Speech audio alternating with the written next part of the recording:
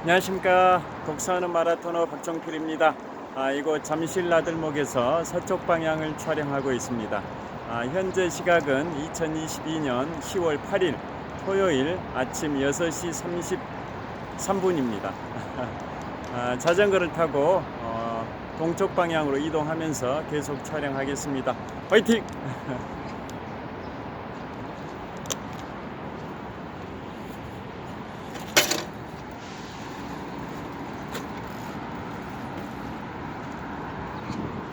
자, 오늘은 24절기 중 찬 이슬이 맺힌다는 한로입니다. 찰 한자 이슬로자 한로입니다. 24절기는 사계절 봄, 여름, 가을, 겨울 각각 6개 절기씩 있고, 그래서 64, 24절기인데요. 오늘 찬 이슬이 맺힌다는 한로는 가을의 6개 절기 중에 5번째에 해당이 됩니다. 현재 기온은 한 12도 정도 되는 것 같습니다. 현재 장갑을 벗고 자전거 핸들을 잡고 있는데요. 손이 약간 시렵게 느껴지는 12도 정도의 기온입니다. 다음 한 2주 정도 후에 가을의 6번째 절기, 마지막 절기에 해당되는 상강이 있는데요. 상강은 서리가 내린다라는 상강입니다. 더 추워진다라는 얘기죠. 그 다음에 이제 겨울의 절기, 6개 절기가 순차적으로 도래하는데요. 겨울의 절기 뭐 다 아시겠지만은 입동, 소설, 대설, 동지, 소한, 대한 순으로 날씨가 점점 차가워질 것 같습니다. 감기에 걸리시지 않도록 각별히 유의하시기 바랍니다. 자, 그래서 오늘은 우리나라가 사계절이 뚜렷하다고 하는데요. 물론 이제 예전에 비해서는 지구 온난화 때문에 사절기가 명확하게 뭐 그렇게 확연하게 있는 건 아닌 것 같습니다만은, 그래도 봄, 가을은 뭐 그렇게 덥거나 또 춥거나 그렇진 않아서 일상생활하기에 참 좋은 계절이지만, 겨울은 춥고 또 여름은 더워서 일상생활에 좀 어려움이 있죠. 그에 반해서 제가 지금부터 3년 8개월 전에 2019년 2월에 여행을 갔었던 미국 샌프란시스코, 그곳은 정말 살기에 좋은 도시입니다. 우리나라는 아까 말씀드린 것처럼 겨울에는 춥고 여름에는 덥고 그렇지만은 미국의 샌프란시스코, 제가 딱 3년 8개월 전에 갔습니다. 2019년 2월에. 그곳은 아무리 추운 겨울에도, 즉 혹한기에도 영상 5도 이하로 내려가지 않고, 또 아무리 더운 시기, 즉 혹서기에도 영상 23도 이상으로 올라가지 않는다고 합니다. 그러니까 그 기온이 뭐 영상 5도에서 영상 23도 이내에서 기온이 움직이다 보니까 그야말로 봄, 가을 같은 날씨가 사계절 내내 유지가 된다 하는데요. 그곳이 태평양 연안에 있는 지중해성 기후를 보이기 때문에 그렇다고 합니다. 그래서 미국인들도, 세계 최강국가 미국인들도 가장 살고 싶어하는 도시가 바로 샌프란시스코라고 합니다. 인구는 한 80만 명 정도 되는데요. 정말 살기 좋은 도시라고 합니다. 다 아시다시피 미국의 가장 인구가 많은 도시는 뉴욕이죠. 뉴욕. 그 다음이 로스앤젤레스인데요. 샌프란시스코는 로스앤젤레스 인구 한 400만 명 정도에 비하면 인구가 작은 규모인 한 80만 명 정도밖에 안 되는 도시인데, 살기가 참 좋은 그러한 곳입니다. 그래서 오늘은 샌프란시스코 관련해서 좀 소개를 해드리겠습니다. 제가 2019년 2월에 갔으니까 우리나라로 치면 겨울이었죠, 겨울.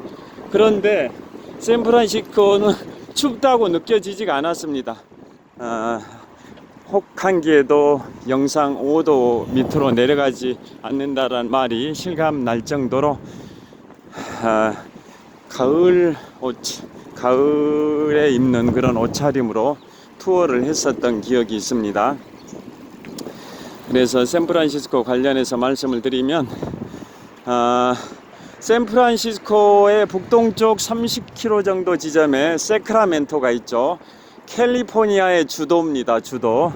한 나라의 수도 말고 미국의 50개 주 중에 가장 면적이 넓은 캘리포니아 주의 주도가 세크라멘토인데요. 샌프란시스코의 북동쪽 30km 정도 지점에 있습니다. 자, 그래서 왜 세크라멘토를 말씀드리냐면 1848년에 그 세크라멘토에서 금광이 발견이 됐습니다. 금광.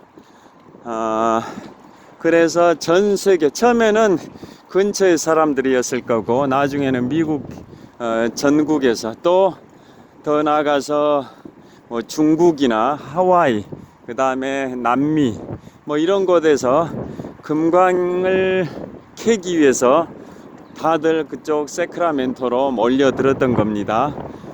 그게 바로 1848년입니다. 그리고 그 이듬해인 1849년에는 더 많은 사람들이 그곳으로 몰려들었는데요. 일종의 일확천금의 꿈을 꾸고 금만 캐내면 부자가 된다, 이런 꿈을 안고 다 그곳으로 몰려들었었던 겁니다. 그래서 그때 몰려든 사람들을 포티나이너스라고 합니다. 1849년에 금을 캐기 위해서 그곳 세크라멘토로 몰려든 사람들을 1849년에 몰려들었다 해서 포티나이너스라고 표현을 하기도 하는데요.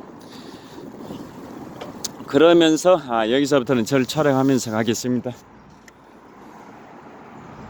자, 직선주로가 쭉 뻗어 있습니다. 자, 그곳에 포티나이너스들이 몰려들었었던 거죠. 그러면서 근처에 있는 도시인 샌프란시스코가 번성을 하기 시작을 했습니다. 그래서 샌프란시스코의 상징이 뭘까요? 바로 1년에 900만 명의 관광객이 방문한다는 금문교입니다. 금문교. 영어로는 골든 게이트 브릿지. 바로 이제 금문이라는 게 금을 캐는 세크라멘토로 가는 길에 통과하는 문이다, 뭐 이런 의미인 거죠. 금이 매장되어 있는 세크라멘토로 가기 위해서 거쳐야 하는 마지막 관문, 최종 관문이 바로 샌프란시스코였던 거죠. 그래서 그곳에 금문교, 금자에다 문자, 다리교자, 금문교라고 칭하는 겁니다. 금문교는 1937년에 건설이 됐습니다. 세계에서 가장 아름다운 다리라는 금문교. 길이는 2.8km 정도, 한강 다리의 평균 길이가 한 1.2km 정도 되는 것 같은데요. 그보다 훨씬 긴 다리 2.8km고, 그리고 한강 다리들의 주탑의 높이는 그렇게 높지 않죠. 한강을 횡단하는 다리가 한 30개 정도 되는데요. 그 중에 가장 규모가 웅장하다는 올림픽대교. 제가 올림픽대교에 도착이 100m 전입니다. 지금 올림픽대교 남단에 도착을 하고 있는데요. 올림픽대교의 주탑 타워의 높이가 한 80m 정도밖에 안 되는데 그 금문교의 주탑의 높이는 무려 227m입니다. 227m. 그리고 다리의 길이가 2.8km나 되다 보니까 길다 보니까 그것을 지탱하기 위해서는 주탑도 하나로는 부족해서 주탑이 2개나 되죠. 주탑 2개,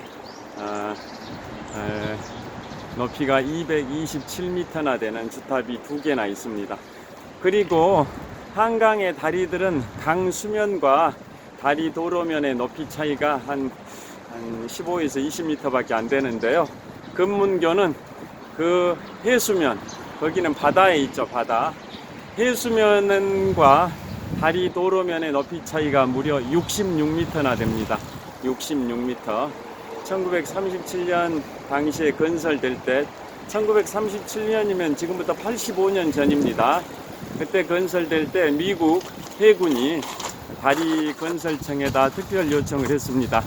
그 다리 밑으로 대형 군함이 지나다닐 수 있도록 해수면과 다리 도로면의 높이 차이를 크게 해달라고 해서 다리 도로면과 해수면의 높이 차이가 무려 66m나 됩니다. 한강의 강수면과 다리 도로면의 높이 차이 한 20m 정도의 3배 이상이 되는 거죠.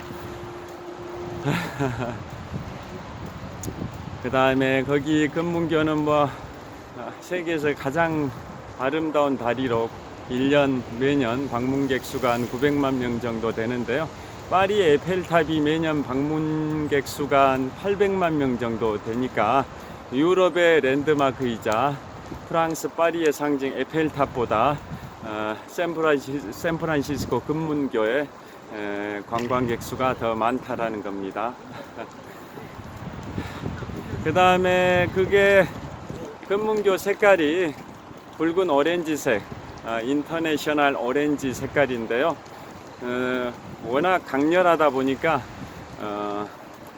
그 충동을 일으켜서 자살하는 극단적 선택을 하는 사람들이 그곳으로 많이 가서 매년 자살자 수가 한 20명 정도 되니까 평균적으로 한 달에 매달 2명 정도 그거 금문교에서 자살을 하고 있어서 그걸 예방하기 위해서 그 금문교 난간에다 그물망을 설치한다라는 얘기를 그 당시 제가 2019년 2월에 즉 3년 8개월 전에 방문했을 때 그걸 신문 기사에서 봤는데요. 지금 설치됐는지 모르겠습니다. 그리고 금문교의 중간 부분은 약간 미세하게 흔들립니다. 그 이유는 강풍 또 지진에 대응하기 위해서 흔들리지 않게 설계하게 되면 부러져 버리니까 금문교 다리의 중심 부분은 좌우로 8m 정도 움직일 수 있도록 설계를 했고요.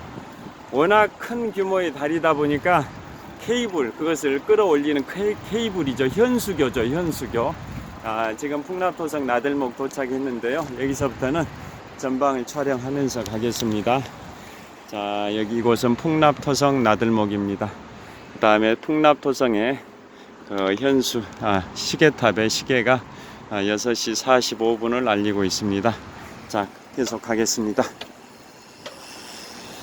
자, 그래서 금문교는 그 규모가 워낙 크다 보니까 다리의 도로면을 끌어올리는 케이블이 엄청나게 두께가 두껍습니다. 올림픽대교 케이블은 두께가 제가 보기에는 직경 30cm가 안 될 것 같은데요. 금문교의 케이블은 두께가 직경 1m입니다.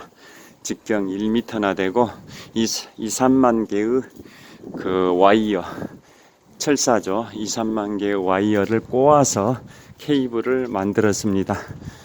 그래서 엄청나게 튼튼합니다. 케이블이. 그게 바로 금문교 다리 길이 2.8km 다리를 끌어올려주는 그러한 역할을 하는 케이블입니다. 자, 풍납토성 나들목을 통과해서 풍납토성 방향으로 이동을 하고 있습니다.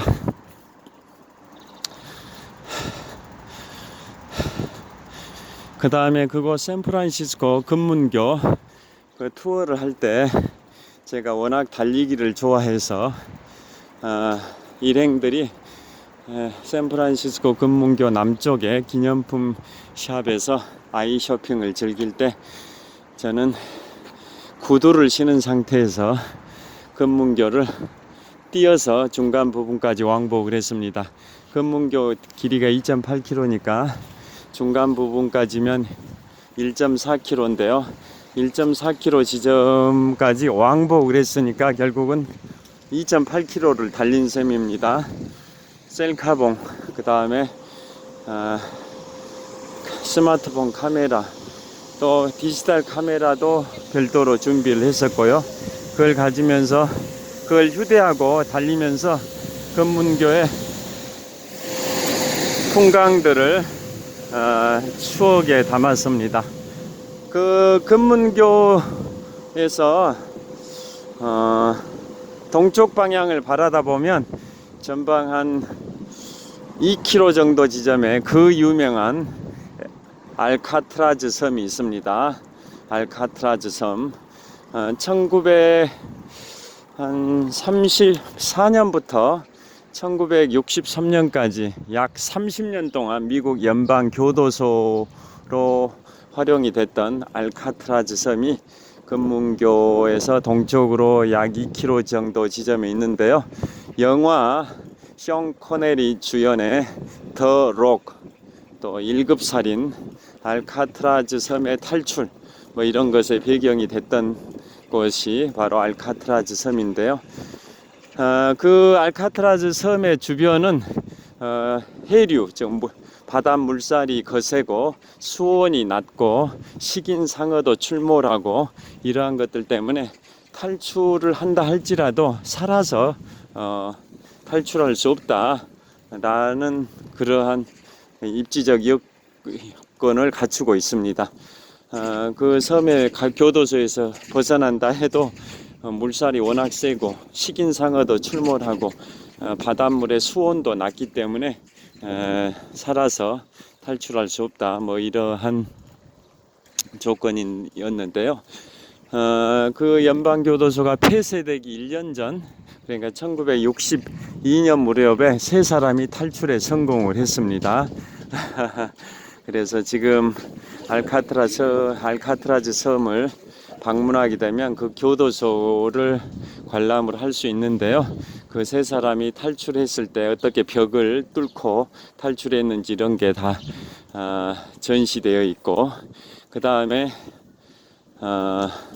마피아, 알카포네 아시죠? 이탈리아 출신의 마피아, 저기 시카고에서 마약 거래 등 또 인신매매 등 뭐 여러 가지 악행을 저질렀던 마피아의 두목 알카포네도 거기에서 수감 생활을 했었다고 합니다.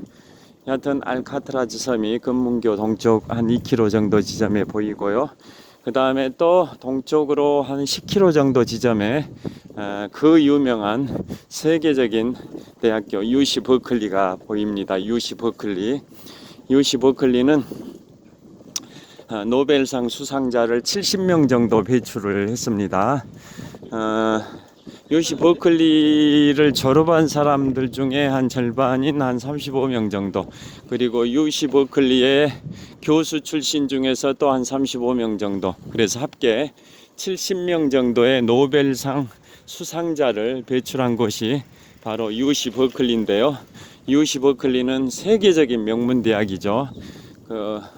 제가 2차 세계대전과 원자폭탄이라는 내용으로 책을 출판하기도 했는데요. 거기에 보면 맨해튼 프로젝트라고 해서 2차 세계대전이 발발하기 1개월 전인 1939년 8월 2일에 아인슈타인이 그 당시에 미국의 프랭클린 루즈벨트 대통령에게 한 통의 편지를 보내죠. 독일의 아돌프 히틀러가 원자폭탄을 개발하고 있을 가능성이 많다.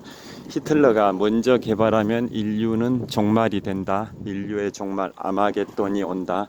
그래서 우리 미국이 먼저 원자폭탄을 개발해야 된다 라고 편지를 아인슈타인이 프랭클린 루즈벨트 대통령에게 1939년 8월 2일에 보냅니다. 그래서 루즈벨트 대통령은 이른바 암호명 맨해튼 프로젝트를 가동해서 원자폭탄 개발을 시작을 하는데요. 그게 바로 1945년 7월 16일에 미국의 뉴멕시코주 사막에서 인류 최초의 원자폭탄 핵실험에 성공을 합니다. 그래서 그 다음 달인 8월 6일에 히로시마에 인류 최초의 우라늄 핵폭탄인 리틀보이를 투하하고, 그래도 일본이 항복하지 않으니까 8월 9일에는 나가사키에 인류 최초의 플루토늄 핵폭탄인 펜맨을 투하를 했고, 그래서 그로부터 16일 9일 아닙니다, 죄송합니다. 8월 9일에 나가사키에 투하되고, 그로부터 6일 후에 8월 15일에 일본이 항복을 했다라는 일련의 과정을 다 아실 텐데요. 여하튼 그 UC 버클리 대학이 노벨상 수상자를 70명 정도 배출했을 뿐만 아니라 원자폭탄 개발 프로젝트인 암호명 맨해튼 프로젝트를 주도했던 오펜하이머 교수가 바로 UC 버클리의 이론 물리학 교수였습니다. 여하튼 제가 지금부터 3년 8개월 전인 2019년 2월에 미국 샌프란시스코를 투어하면서 금문교나 알카트라즈 섬이나 또 UC 버클리도 방문을 했습니다. 일행들이 호텔에 다 투숙해 있을 때 저는 새벽에 일찍 일어나서 고속전철 바트를 타고 30분 정도 달렸더니 바로 그 금문교 바로 옆에 또 샌프란시스코 베이브리지라고 있습니다. 금문교 바로 옆에 샌프란시스코 자, 금문교 바로 옆에 샌프란시스코 베이브리지라고 또 다른 다리가 있는데요. 그것도 금문교가 1937년 당시에 완공될 무렵에 그 샌프란시스코 베이 브리지도 완공이 됐습니다. 샌프란시스코 베이라는 게 뭐냐? 만이란 뜻입니다. 천수만, 또 영일만, 만 아시죠?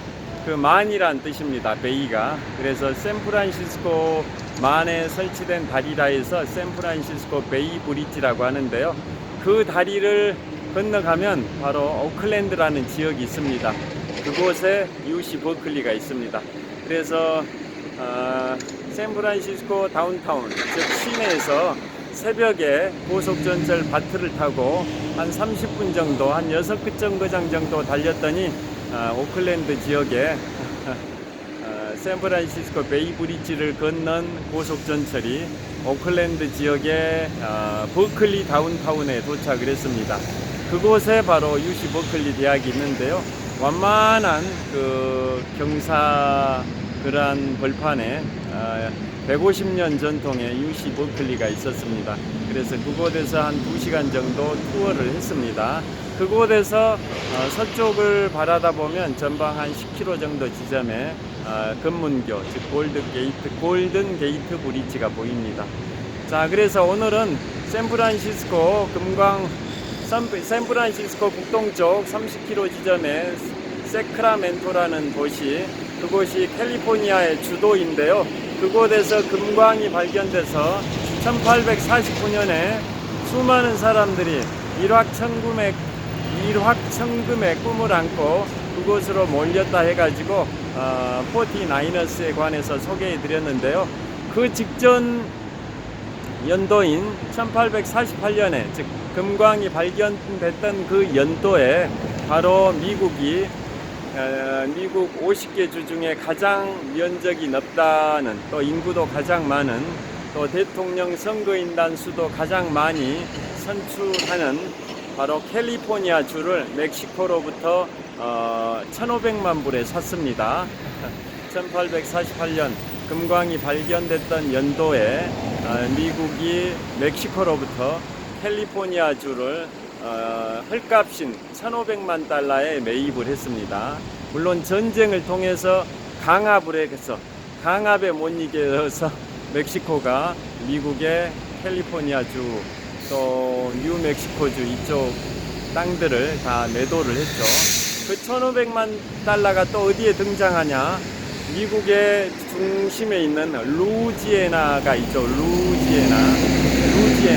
루지애나도 미국이 프랑스의 나폴레옹으로부터 1803년에 1500만 달러에 샀습니다. 미국의 루지애나라는 그 지역도 어마어마하게 넓은 땅덩어리인데요. 그 미국의 중부 쪽에 있는 루이지애나죠. 프랑스의 왕들이 루이 14세, 루이 15세 다 루이로 시작하지 않습니까? 그래서 프랑스가 개척한 땅이라 해서 루이지애나라고 하는데요. 그 루이지애나라는 어마어마한 크기의 땅덩어리를 1803년에 미국이 나폴레옹으로부터 1500만 달러에 샀었는데요. 그로부터 한 45년 후죠. 45년 후인 1848년에는 미국이 캘리포니아주 그곳을 1500만 달러에 멕시코로부터 전쟁을 통해서 미국이 승리한 직후에 멕시코로부터 1500만 달러의 캘리포니아주를 매입을 했고 그 연도에 금광이 발견이 됐습니다. 자, 오늘은 날씨가 24적 이상 찬 이슬이 맺힌다는 한로인데요. 한로를 말씀드리다 보니까 날씨가 항상 봄, 가을 같은 날씨인 샌프란시스코를 소개를 해드렸습니다. 시청해 주셔서 감사합니다. 좋은 하루 되십시오. 화이팅! 자, 현대백화점 천호점입니다. 감사합니다.